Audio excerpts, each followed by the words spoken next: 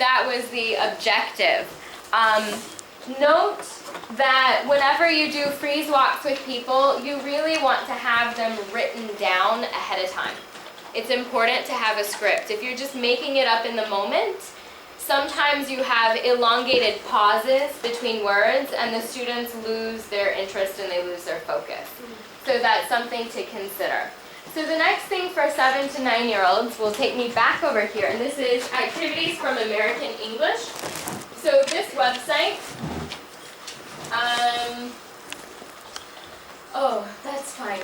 Well, this isn't American English, this is kids.gov, but this is a nice website, and you'll see that these are K through 5, and you have a lot of videos that you can download.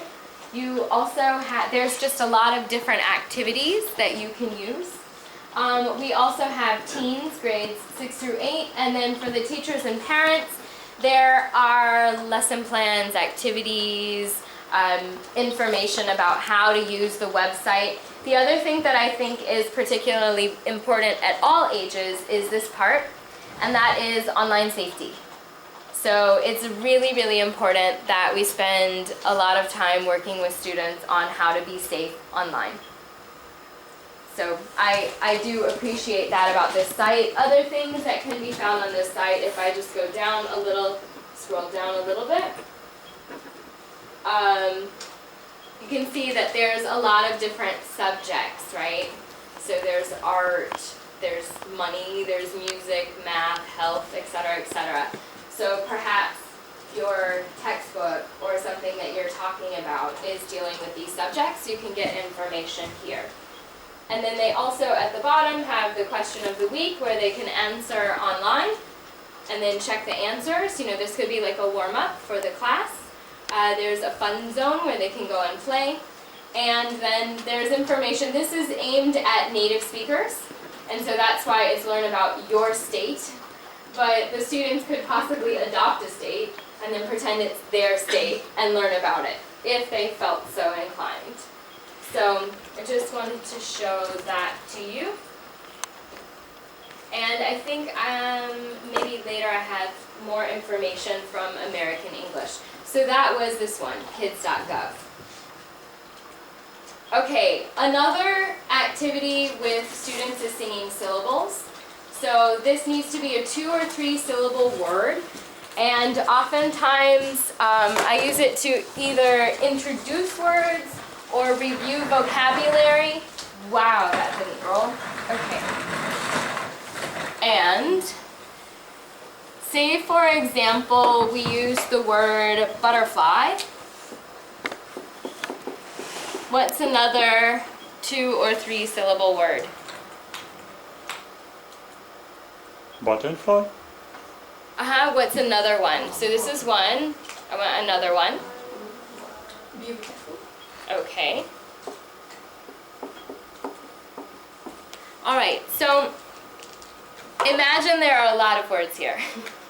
What you would do, the way that you play singing syllables is that you send 2 students out of the room for 1 minute or less. Then the students decide which of the vocabulary words they are going to sing. And the objective is for the students from the outside coming in and trying to figure out what words are being sung. And when you separate it, so if we took beautiful, I would say maybe like this group would sing te, this group would sing view, and then maybe this group would be full. And then you put it to whatever tune comes to your mind. For example, if you wanted to be Christmassy, it could be full, full, full, full, full, full, full, full, full, full, full. And so they're singing it. They're singing something completely different for view. And then you guys are singing some completely different all for tea. students have possibility to listen, to hear the singing in. That's right. They're outside, so they haven't been introduced. So what you do as a teacher then is you have all the groups singing together at one time. Then you invite the students to come back inside And then they have to listen very closely to the syllables and write them down and then try to figure out what the word is. So some students, it will be very easy. I had one student, we were singing like elephant, and I don't even remember what we were singing, Elegant. but we walked. Elephant, elegant. Yeah, they walked right in and they were like, elephant. I was like, that's not fair. These poor students, they worked so hard to come up with this song. And then the kid just is like, oh, elephant. So the other thing that, when that happens, I might tell the students they have to identify which groups belong to which word. And then where is the stress? So which group would be stressed or not stressed? And so that's like I said, vocabulary review. It can also work on pronunciation, because you can imagine if they're going bu, bu, bu, bu, bu, bu, they're going to have to do it correctly. We're not doing this part, sorry. That's fine. So that's singing syllables. Another one, we did the song already. The freeze walk, we already did. Recycles vocabulary, so that was one thing that I didn't say. You can also have the vocabulary underlined in your script, so you know if you want to stress the word, just to make sure that the students hear it. Big wind blows. Do you know big wind blows? The students stand in a circle, and several students, they can either have the same color, they can have an animal, all like similar animals, so maybe 5 have the color blue, 5 have the color red, 5 have the color yellow, and there's one person that stands in the center. And then they say, big wind blows, everybody who is black. And all the blacks have to change place.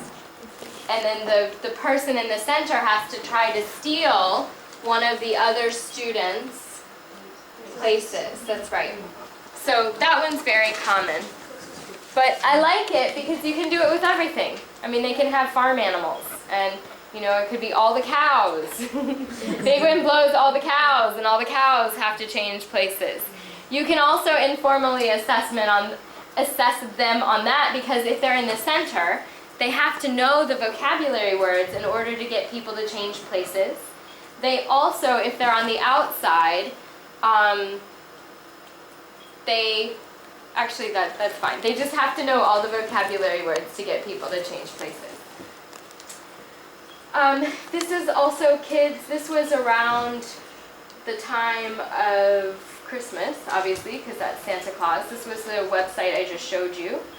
So 10 to 12. We've just done 7 to 9-year-olds. Now we're on 10 to 12-year-olds. And let's look again at the characteristics. Some of them are similar, some of them are different. And think about, if you will, from when you were writing, if there's anything that you would change or add to. So the first one is they now have a slightly longer attention span, and there are a greater range of activities possible in class. You're not having to go new activity, new activity, new activity, new activity. You can have longer activities. So that means that they need the opportunity to engage in tasks that require them to focus on something and to commit to that particular task. The next one is the knowledge of the world. Their knowledge of the world is growing. This is one of their characteristics. The implications are that you can introduce more topics into the class, and the needs are for simulation activities. So information from the internet or cross-curricular. What I mean by that is maybe you're introducing science into the English class, so that would be cross-curricular. Taking language more seriously, so they can be given a little more responsibility. Sometimes you might even be able to talk a little bit about grammar with them, but still you don't need to focus too much on it. And they like their chances to be independent. Still children. They need security. They need to feel safe in the activity, like they can accomplish it and that they will be successful. So the teacher needs to be more sensitive to their needs and moods, especially when planning the activities, to make sure that there's a wide range of them, so that those, because I mean we all have different levels in our classes, right? We have some that are maybe a little higher than the rest, and some that are a little, they need a little more work than the rest of the students. So making sure that the activities we prepare allow all of the students and all of the ranges to be as successful as possible. Doesn't always work, but we try. More cooperative with peers so that they can do more group work. So there's a lot of different groupings that you can do. You can now do pairs, and you can do small groups, as well as working on their own. Intellectual, motor, and social skills developing, so they can have a little more challenge, and they'll need activities that challenge them further, not just like recitation, but this is a great time to start developing critical thinking. Developed own learning strategies. So children won't react in the same way to the same task or topic. They're beginning to diverge with their preferred strategy. So it gives us a chance to personalize their learning experience. At this age, I also start trying to reinforce positively, or not reinforce, but more or less teach them what their strategy is whenever I can.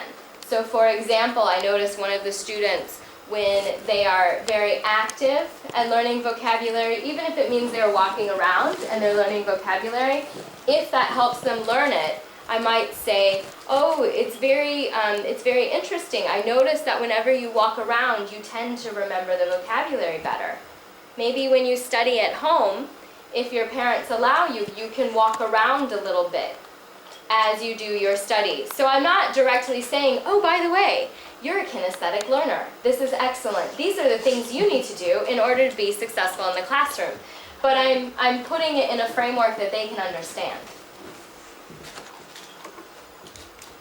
So here are some, I love independent learning. So this is an area where it can be introduced, because this is a challenge that they can start making goals that they would like to accomplish.